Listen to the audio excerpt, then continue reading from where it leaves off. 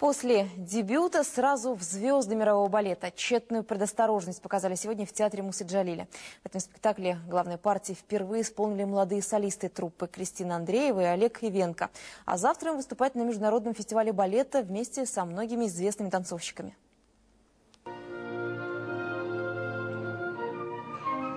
Уже имеет награды за танец, была даже Одеттой Адилией. А сегодня впервые Лиза. Не бедная, как у русского классика. Француженки, согласно либретто, весь вечер плясать и смеяться.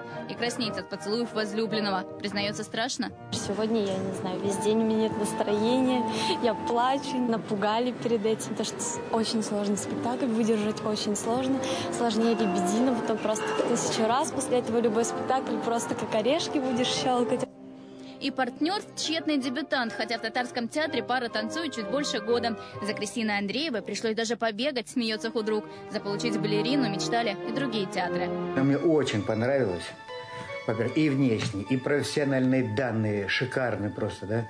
И балерина, которая уже практически готовая, выходит из училища таким крепким, хорошим мастером. Что касается ее партнера Олег Ивенко, очень выразительный мальчик, очень техничный, очень обаятельный, такой, знаете, располагающий. Тем более сегодня в сюжете балета без трагики отличилась тщетная предосторожность не только этим. Сегодня никаких принцев и фей. В целом море классики. Тщетная предосторожность – один из немногих балетов, где герои – обычные люди. А еще старейший из дошедших до нас, ему уже более 200 лет. Впереди поклонников театра Джалиля ждет целый месяц балетов. Оперная труппа на гастролях. Маргарита Петрова, Андрей Корсинский, телеканал «Татарстан», Новый век.